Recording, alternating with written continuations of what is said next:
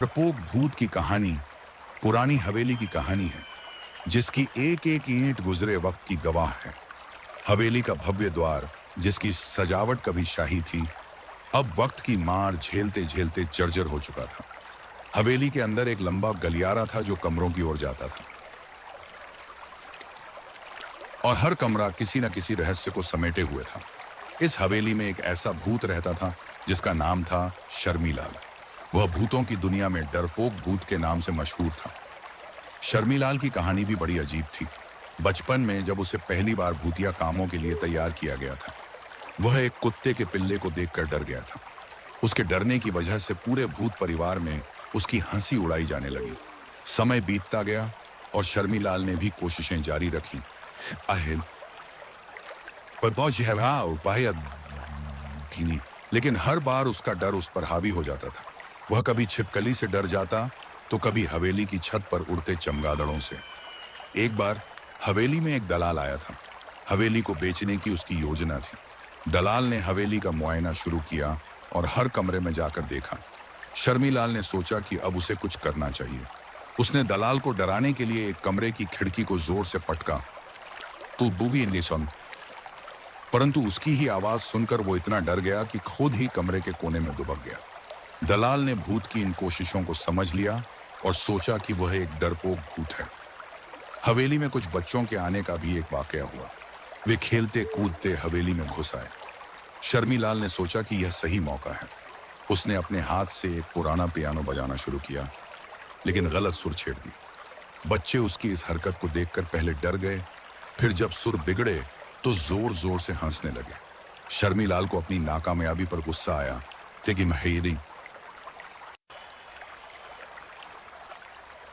लेकिन वो भी हंस दिए बिना नहीं रह सका। एक शाम हवेली में एक लेखक आया था। उसने हवेली की पुरानी कहानियों को लिखने की ठानी थी। शर्मीलाल ने लेखक को डराने की पूरी तैयारी कर ली। उसने छत से एक पुराने झाड़ को गिराना चाहा, साहब, पर झाड़ उसके ऊपर ही गिर पड़ा। लेखक ने जब उसे देखा तो बोला, अरे ये तो डरा हुआ भूत है। लेखक की इस बात से शर्मीलाल ने महसूस किया कि डराना तो उसकी फितरत में है ही नहीं।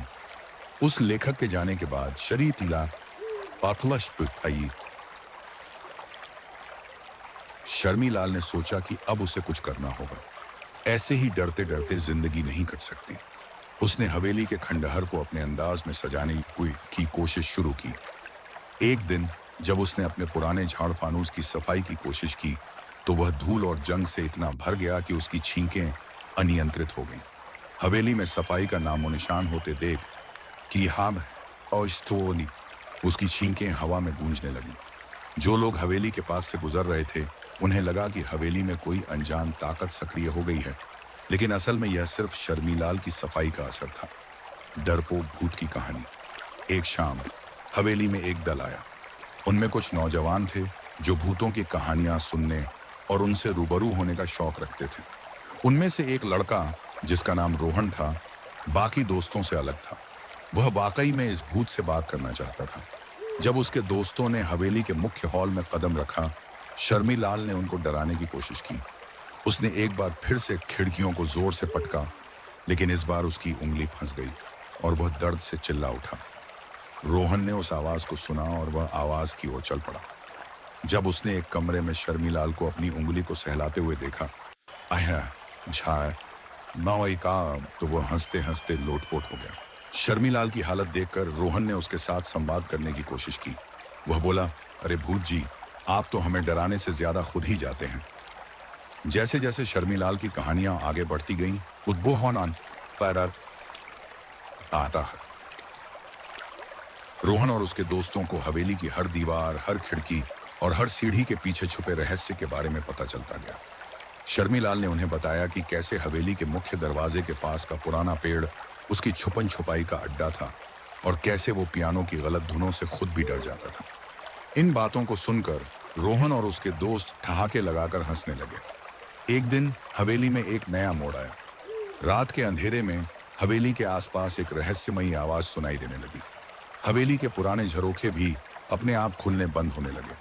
शर्मीलाल ने खुद इस अजीब और गरीब घटनाक्रम को देखा तो उसका मन भी घबराने लगा। ऐसा लग रहा था मानो हवेली में कोई नई आत्मा ने कदम रख दिया हो।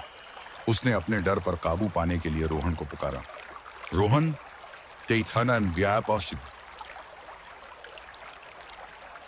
जो अभी तक हवेली के भेदों को समझने में लगा था, तुरंत अपनी टीम के साथ वहां पहुंच गया।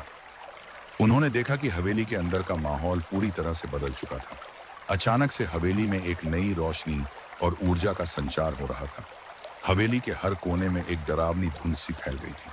शर्मिलाल को अपनी आंखों पर यकीन नहीं हुआ। उसने तुरंत रोहन से कहा, लगता है हमें इस नई चुनौती का सामना करना होगा।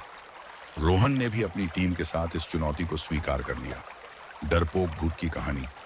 उन्होंने तय किया कि इस नए भूत को खोजने के लिए उन्हें पूरी हवेली की तलाशी लेनी होगी। सभी ने हाथों में टॉर्च ले रखी थी। हवेली की छत पर जाकर उन्हें एक बड़ा बक्सा दिखा। जैसे ही उन्होंने बक्सा खोला, उसमें से एक चमगादड़ उड़कर बाहर आया। शर्मिलाल, जो इस सब के बीच सबसे ज्यादा डरा हुआ था,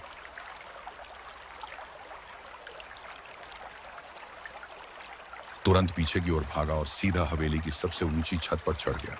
उसे ऐसा लगा मानो वह सुरक्षित स्थान पर पहुंच गया हो, लेकिन वास्तव में वह एक कमजोर लकड़ी के टुकड़े पर खड़ा था जो कभी भी गिर सकता था।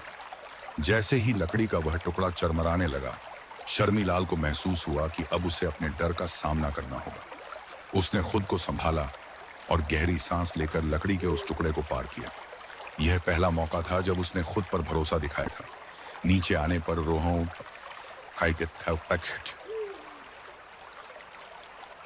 रोहन और उसके दोस्तों ने उसे शाबाशी दी।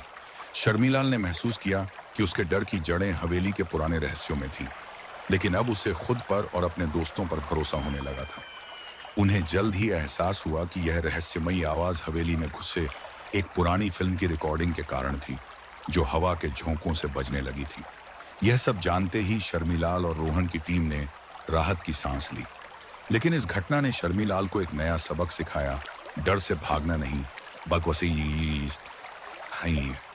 बल्कि उसका सामना करना ही असली बहादुरी है। डरपोक भूत की कहानी। अब शर्मिलाल ने फैसला किया कि वह हवेली को एक भूतिया जगह की जगह एक रोचक स्थल बनाएगा, जहां लोग उसकी कहानियां सुनने आएंगे। उसने रोहन और उसके दोस्तों के साथ मिलकर हवेली के हर कोने को सजाया और अब हवेली में एक उत्सव का माहौल था। शर्मिलाल, जो कभी खुद से भी डरता था, अब अपनी डरपोक प्रवृत्ति को हंसी में बदलकर लोगों को मनोरंजन देने लगा। डरपोक भूत की कहानी, कहानी से शिक्षा। डरपोक भूत की कहानियां तो भी ये केतना। कहानी का नैतिक संदेश यह है कि डर का सामना करके उसे अपने फायदे में बदला जा सकता है। हमें अपने डर से भागना नहीं चाहिए, बल्कि उसका सामना करना चाहिए, जिससे हम अपनी कमजोरियों को अपनी ताकत में बदल सकें। इससे पता चलता है कि हंसी और खुशी का प्रसार करना और दूसरों के साथ सहयोग करना